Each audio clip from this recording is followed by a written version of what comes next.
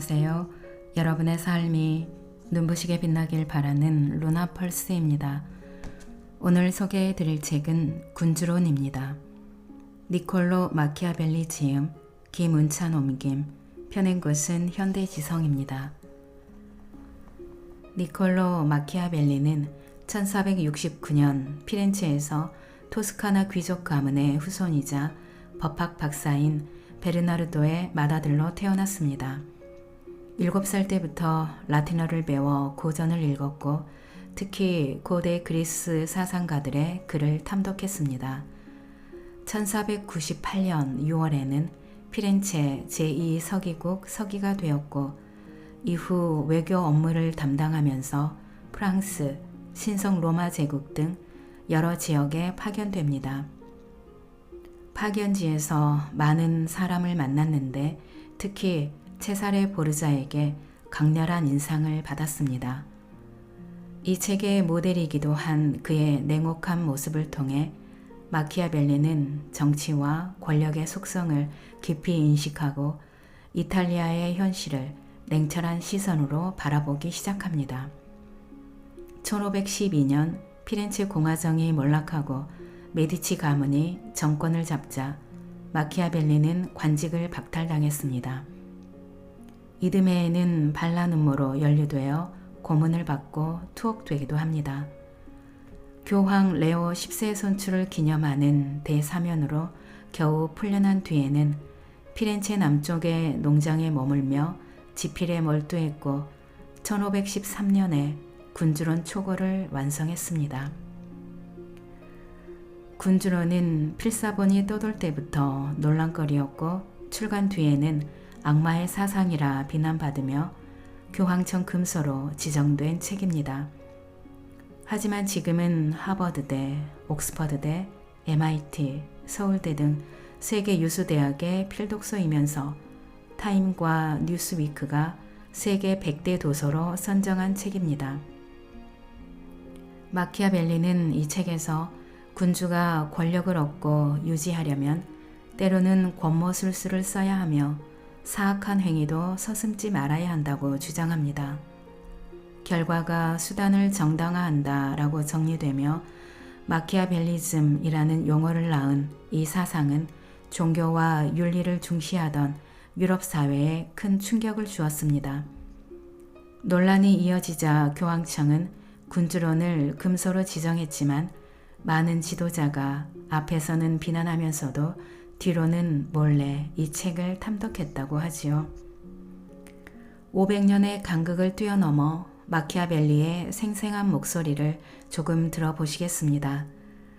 오늘도 책과 함께 편안한 시간 되시기 바랍니다. 16장 너그러움과 인색함에 대하여.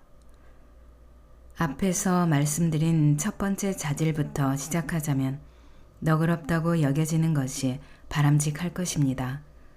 그럼에도 불구하고 당신이 너그럽다는 평판을 받게끔 처신한다면 당신에게 해가 된다는 말씀을 드리고 싶습니다. 너그러운 자질을 적절한 때 역량 있게 발휘한다고 해도 그런 일은 알려지지 않을 것이며 도리어 당신은 그와 반대되는 오명을 피할 수 없기 때문입니다. 그러므로 사람들에게 너그럽다는 평가를 받으며 명성을 유지하고 싶다면 호화로움이라는 자질도 놓치지 말아야 하는데 그렇게 하는 군주는 자신의 재원을 전부 그런 일에 쏟아 부을 수밖에 없습니다. 따라서 민중에게 과도한 부담을 주고 가혹하게 굴면서 돈을 얻기 위해 가능한 한 모든 일을 해야 합니다. 그러다 보면 군주는 신민에게 증오를 받기 시작하고 점점 가난해져서 누구에게도 존경을 받지 못할 것입니다. 결국에는 자신의 너그러움으로 많은 사람에게 피해를 주고 소수에게만 혜택을 줌으로써 곤란을 겪게 되며 처음 맞닥뜨리는 위협으로 말미암아 위태로워질 것입니다. 이런 사실을 깨닫고 거기에서 벗어나고자 한다면 곧바로 인색함의 오명과 직면합니다. 이처럼 군주는 자신에게 피해가 가지 않게 하면서 사람들이 모르게 너그러움의 미덕을 발휘할 수 없습니다. 따라서 신중한 군주는 인색하다는 오명에 신경 쓰지 말아야 합니다. 인색하게 군 덕분에 수입이 충분하면 누가 전쟁을 걸어오더라도 스스로 방어할 수 있습니다.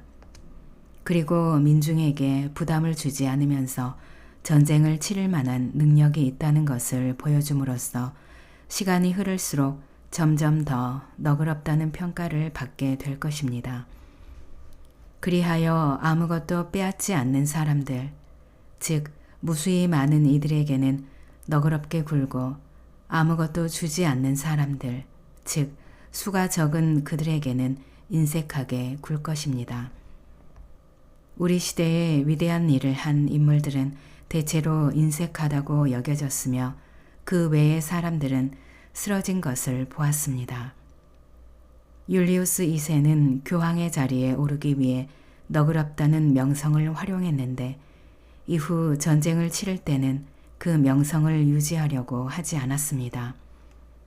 현재의 프랑스 왕은 자기 신민에게 특별한 세금을 부과하지 않으면서도 수많은 전쟁을 벌였는데 그의 오랜 인색함이 불필요한 지출을 막았기 때문입니다.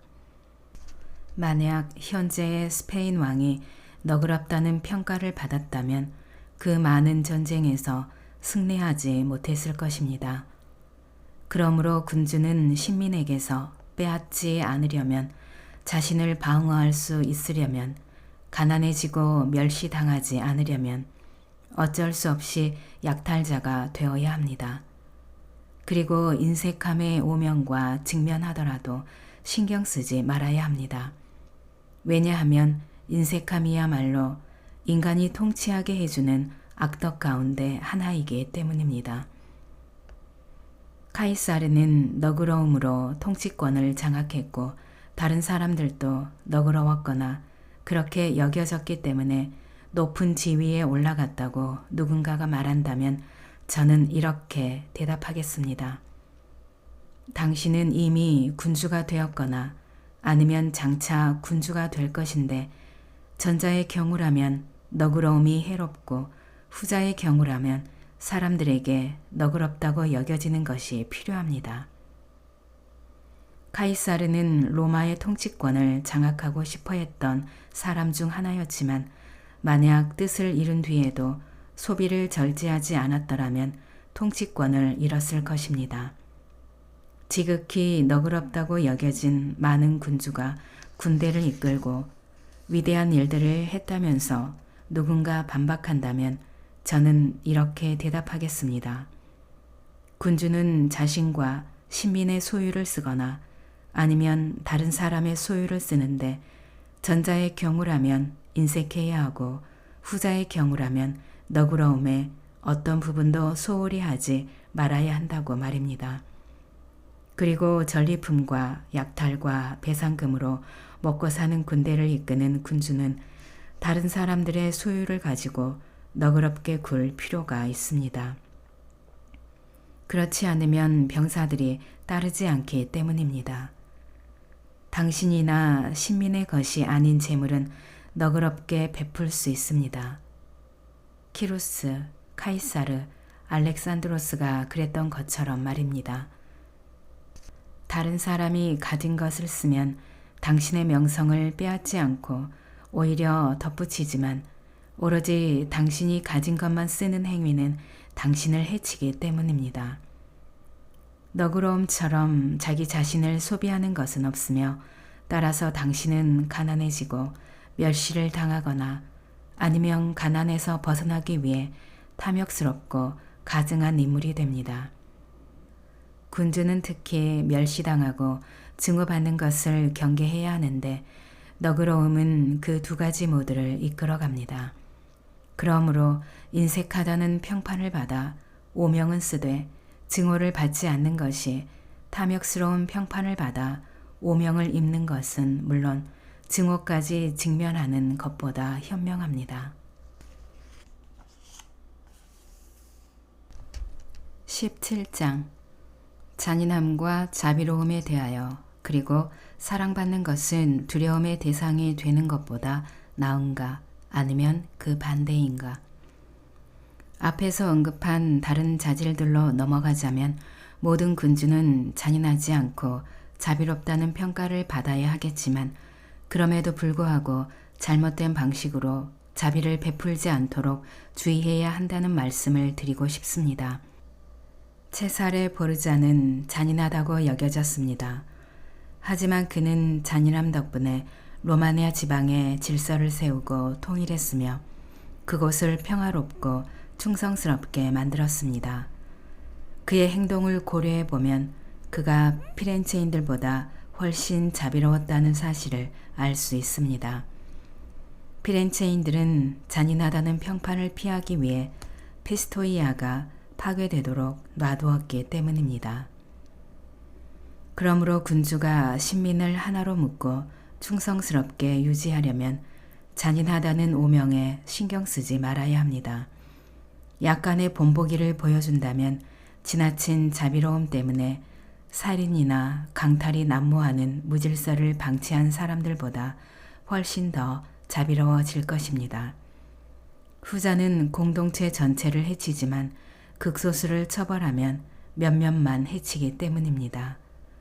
그리고 군주들 사이에서 새 군주가 잔인하다는 오명을 뒤집어 쓰는 일은 피할 수 없습니다. 새로 생긴 나라는 위험이 가득하기 때문입니다. 그래서 베리길리우스는 디도의 입을 빌어 이렇게 말했습니다. 상황이 힘겹고 이 왕국은 새로 생긴 곳이기에 나는 그런 일을 했고 경계선을 지키도록 강요했습니다. 그렇지만 믿고 행동할 때 신중해야 하고 자기 자신을 두려워하지 말아야 하고 신중함과 인간애로 절제 있게 나아가야 합니다. 그래서 누군가를 지나치게 믿어 경솔해지지 말고 과도하게 불신해서 아무도 견뎌낼 수 없는 사람이 되지 말아야 합니다. 여기에서 다음과 같은 논쟁이 발생합니다. 사랑받는 것이 두려움의 대상이 되는 것보다 더 나은가 아니면 그 반대인가. 둘 다 바람직하지만 동시에 그러기는 어렵습니다. 따라서 둘 중 하나가 없어야 한다면 사랑받는 것보다 두려움의 대상이 되는 것이 훨씬 안전합니다. 왜냐하면 사람들은 대체로 감사할 줄 모르고 변덕스러우며 위선적인 데다 위험을 피하려 하고 탐욕스럽게 이익을 얻으려 하기 때문입니다. 그래서 당신이 혜택을 주는 동안에는 그들 모두 당신 편을 듭니다. 앞에서 말씀드린 것처럼 그럴 필요가 없을 때 당신을 위해 피를 흘리며 당신에게 재산과 생명과 자식을 바치겠다고 말하지만 막상 일이 닥치면 등을 돌립니다. 그들의 말을 전적으로 믿고 다른 준비를 하지 않은 군주는 몰락할 것입니다. 고귀하고 위대한 정신에 의한 것이 아니라 대가를 주고 얻은 우정은 사들였지만 가지고 있는 것이 아니라서 적시에 사용할 수 없습니다. 그리고 사람들은 자신을 두려운 존재로 만드는 자보다 사랑받는 존재로 만드는 자를 해칠 때 덜 주저합니다. 왜냐하면 사랑은 의무의 결속으로 유지되는데 사람들은 사악하기 때문에 자기가 이익을 얻을 기회가 생기면 관계를 깨뜨릴 수 있지만 두려움은 처벌에 대한 공포로 유지되므로 절대 사라지지 않기 때문입니다. 군주가 만약 사랑을 얻지 못한다면 증오를 피하면서 사람들이 자신을 두려워하도록 만들어야 합니다. 증오를 받지 않으면서 두려움의 대상이 되는 일은 얼마든지 가능하기 때문입니다. 만약 군주가 시민과 신민의 재산 그리고 부녀자들에게 손대지 않는다면 언제든지 그렇게 할 수 있을 것입니다. 만약 누군가의 생명을 빼앗아야 한다면 명백한 이유와 적절한 명분이 있을 때 실행해야 합니다. 특히 다른 사람의 재산을 욕심내면 안 됩니다.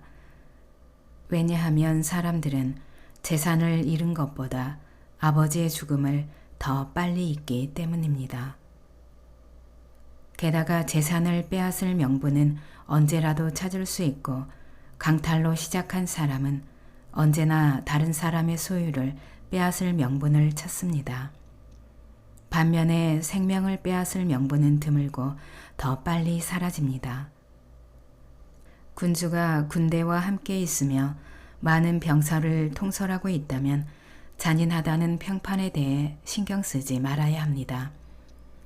잔인하다는 평판이 없으면 군대는 절대 단결 상태를 유지할 수 없으며 어떤 작전도 준비할 수 없기 때문입니다. 한니발의 놀라운 행동 중에는 이런 것도 포함됩니다. 여러 민족으로 구성된 군대를 이끌고 낯선 땅에서 싸웠지만 운이 좋을 때든 나쁠 때든 자신들 사이에서든 군주에 대항해서든 어떤 불화도 없었습니다. 이런 일은 오직 그의 비인간적 잔인함이 낳은 결과입니다. 병사들은 그의 잔인함과 그가 가진 여러 역량 때문에 항상 그를 존경하고 또 무서워했습니다. 만약 그가 잔인하지 않았다면 그는 다른 역량을 효과적으로 발휘하지 못했을 것입니다. 이런 점에 대해서 깊이 생각해 보지 않은 작가들은 한편으로 그의 행동을 칭찬하면서도 다른 한편으로는 행동의 주된 원인을 비난합니다. 한니발의 다른 역량들로는 그런 일을 이루어내기에 충분하지 않았을 것이며 이는 스키피오의 사례를 고찰해 보면 알 수 있습니다.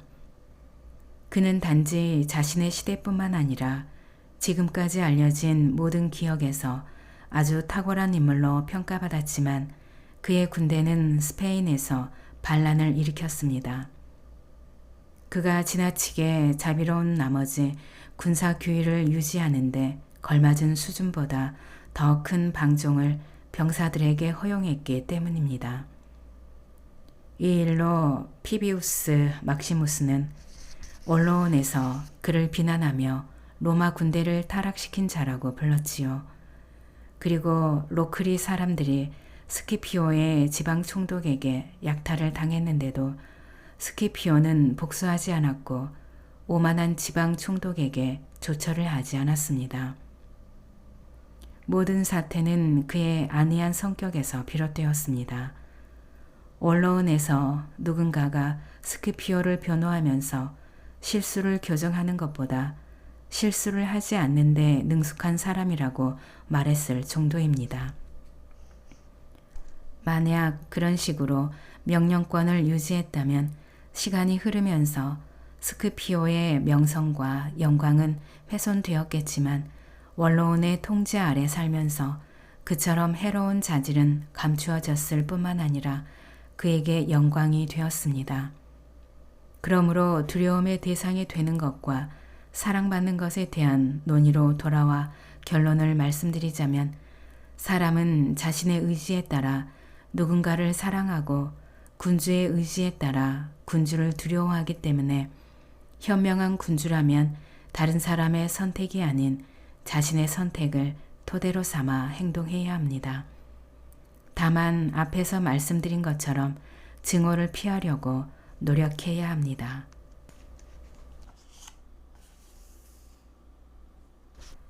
18장 군주는 어떻게 신의를 지켜야 하는가? 군주가 신의를 지키며 괴활하지 않고 정직하게 사는 것이 얼마나 칭찬받을 만한 일인지는 모두 알고 있습니다. 그렇지만 이미 경험한 것처럼 우리 시대에 위대한 일을 한 군주들은 신의를 별로 고려하지 않았고 교활하게 사람들을 속이는 법을 알고 있었으며 결국에는 충실함에 토대를 둔 군주들을 능가했습니다. 그러므로 싸움에는 두 가지 방식이 있음을 알아야 합니다. 하나는 법으로 싸우는 것이고 다른 하나는 힘으로 싸우는 것입니다. 전자는 사람의 고유한 특성이고 후자는 짐승의 고유한 특성이지만 많은 경우 첫 번째 방식으로는 충분하지 않기 때문에 두 번째 방식을 의존합니다. 따라서 군주는 짐승의 방법과 사람의 방법을 모두 적절하게 활용할 줄 알아야 합니다. 옛 작가들은 암암리에 이런 내용을 군주들에게 교육했습니다. 그들은 아킬레우스를 비롯한 과거의 많은 군주가 켄타우로스족인 케이론에게 맡겨졌고 케이론이 그들을 돌보며 훈련했다고 기록했습니다. 절반은 짐승이요 절반은 사람인 자를 스승으로 삼았다는 사실은 군주가 두 가지 본성을 모두 갖추어야 하며 한쪽이 없으면 나머지 한쪽도 오래 지속될 수 없다는 것을 의미합니다.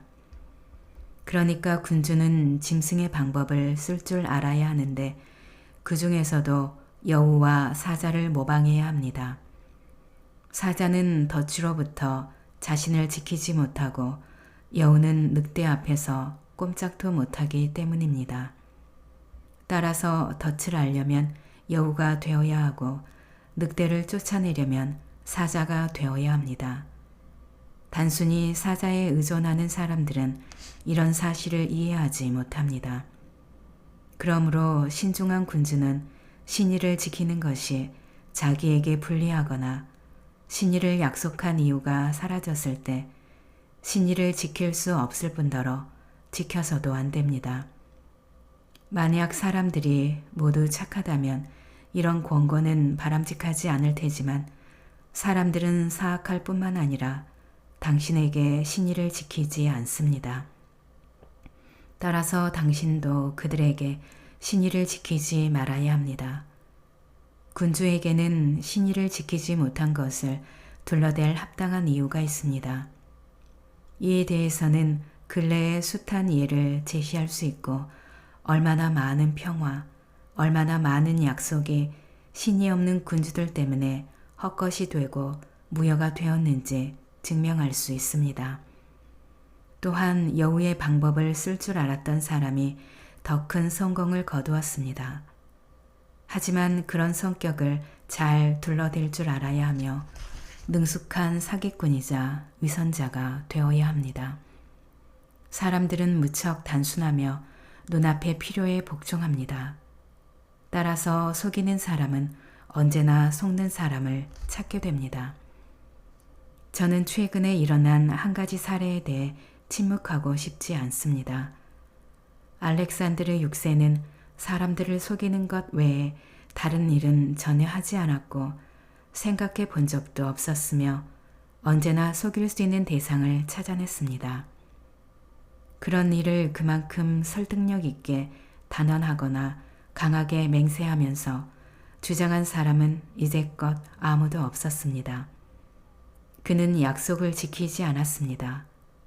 그런데도 언제나 자신이 의도한 대로 남을 속이는 데 성공했습니다. 이는 그가 세상사에 이런 측면을 잘 알았기 때문입니다. 그러므로 군주가 앞에서 말씀드린 모든 자질을 가져야 하는 것은 아니지만 그런 자질을 가진 것처럼 보일 필요는 있습니다. 아니, 저는 감히 이렇게 말씀드리고 싶습니다. 그런 자질을 갖추고 유지하는 것은 해로우나 갖춘 것처럼 보이는 것, 그러니까 자비롭고 신의가 두텁고 인간적이고 정직하고 경건한 것처럼 보이면서 또 실제로 그러는 것이 유용하다고 말입니다. 하지만 그렇게 할 필요가 없다면 당신은 태도를 정반대로 바꿔야 하며 그렇게 할 수 있도록 늘 마음의 준비를 해야 합니다. 그리고 군주는 특히 새 군주는 착한 사람처럼 보이게 하는 모든 기준을 따를 수 없다는 점도 이해해야 합니다. 나라를 유지하려면 종종 신의와 반대로 자비로움과 반대로 인간애와 반대로 경건함과 반대로 행동해야 하기 때문입니다. 그러므로 군주는 행운의 변화와 바람의 방향이 명령하는 대로 돌아서도록 마음의 준비를 해야 합니다. 앞에서 말씀드렸듯이 할 수 있다면 선에서 떠나지 말아야 하지만 필요하다면 악으로 들어갈 줄도 알아야 합니다. 그러니까 군주는 앞에서 열거한 5가지 자질로 가득한 말이 아니라면 절대 입에 담아서는 안 됩니다. 그래서 그를 보고 그의 말을 참으면 참으로 자비롭고 신의가 두텁고 정직하고 경건하게 보이도록 세심하게 주의를 기울여야 합니다. 특히 마지막 자질은 반드시 갖춘 것처럼 보여야 합니다. 사람들은 보통 손보다는 눈으로 판단합니다. 보는 것은 모든 사람이 할 수 있지만 느낄 수 있는 사람은 소수에 불과하기 때문입니다.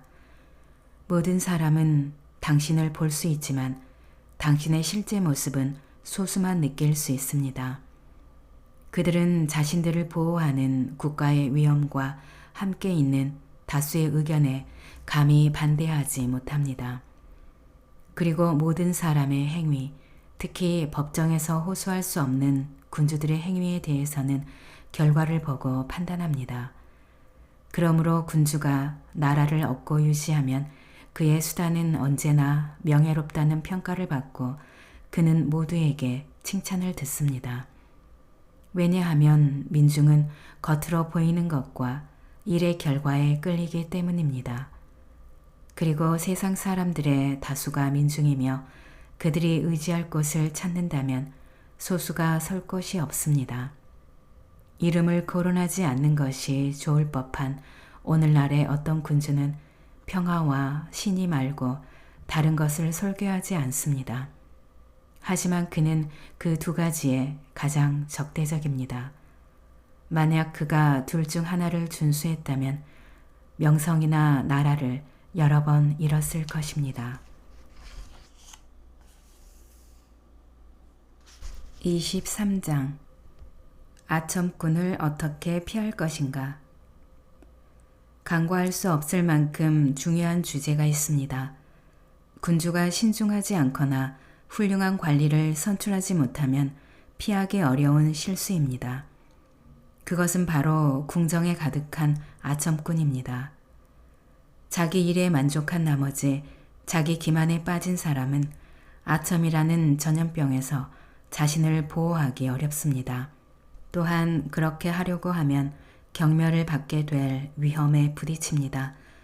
아첨에서 자신을 보호할 유일한 방법은 당신에게 진실을 말해도 당신이 불쾌하게 여기지 않는다는 사실을 사람들에게 이해시키는 것뿐입니다. 하지만 모두가 당신에게 진실을 말할 수 있다면 당신은 존경심을 잃게 됩니다. 그러므로 신중한 군주는 제3의 방법을 선택해야 하는데 나라에서 현명한 사람들을 뽑고 그들에게만 자유롭게 진실을 말할 권리를 주는 것입니다. 다만 군주가 질문하는 것에 한해 그렇게 하도록 하고 다른 경우는 허용하지 말아야 합니다. 그러나 군주는 모든 일에 대해 질문하고 그들의 의견을 들어야 하며 그런 다음 나름의 기준에 따라 혼자서 결정해야 합니다. 그리고 그들이 자유롭게 말할수록 군주가 충고를 더더욱 잘 받아들인다고 생각하게끔 행동해야 합니다. 그들 외에는 누구의 말도 듣지 않고 결정한 일은 곧바로 추진하며 자신이 내린 결정에 대해서는 확고부동한 모습을 보여야 합니다. 이와 다르게 처신하는 군주는 아첨꾼들 때문에 추락하거나 서로 다른 조언을 듣고 결정을 자주 바꿉니다. 그래서 별로 좋은 평가를 받을 수 없습니다. 이와 관련해 저는 최근의 예를 하나 들고 싶습니다. 황제 막시밀리안의 사람인 루카 신부는 자신의 주군이 누구와도 상의하지 않고 어떤 일도 자기 방식으로 하지 않는다고 말했는데 이는 앞에서 말씀드린 것과 정반대 입장을 취한 것에서 비롯된 일입니다. 황제는 비밀로 둘러싸인 사람이기 때문에 자신의 계획을 누구에게도 알리지 않고 누구의 의견도 듣지 않습니다. 하지만 실행 과정에서 계획이 드러나고 주위에 있는 사람들이 반대하기 시작하면 황제는 쉽게 마음을 바꾸는 성격이라 자신의 계획을 포기합니다. 그래서 어느 날 하던 일을 다른 날에 그만두며 그가 하고 싶거나 계획하는 일이 무엇인지를 전혀 알 수 없습니다. 그러면 누구도 그의 결정을 신뢰할 수 없습니다. 군주는 언제나 조언을 들어야 합니다. 무엇보다 다른 사람이 원할 때가 아니라 자신이 원할 때 들어야 합니다. 요구하지 않았는데도 무슨 일에 대해 조언하려는 사람이 있다면 그의 입을 막아야 합니다. 하지만 군주는 언제나 폭넓게 질문해야 하며 인내심을 가지고 진실을 들어야 합니다. 그리고 누군가가 무슨 이유에서건 진실을 말하지 않는다는 사실을 알면 분노해야 합니다. 어떤 군주가 현명하다는 평판을 듣는 이유는 그의 자질 때문이 아니라 주위에서 좋은 조언을 하기 때문이라고 여기는 사람이 많은데 이는 분명 잘못된 생각입니다. 항상 옳다고 인정할 만한 보편적인 법칙이 있습니다. 현명하지 못한 군주는 좋은 조언을 얻기 어렵다는 사실입니다.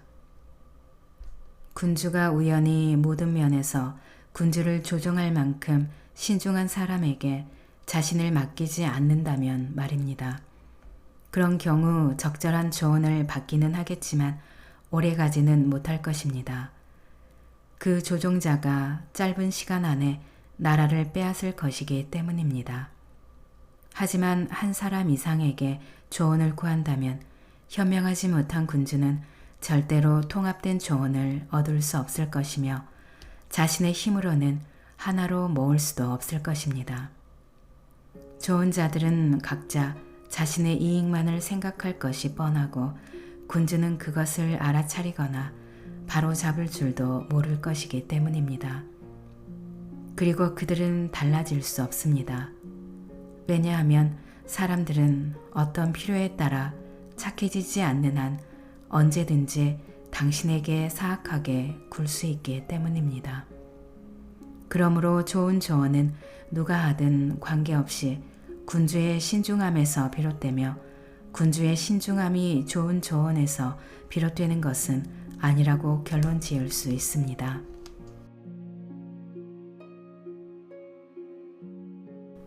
낭독은 여기까지입니다.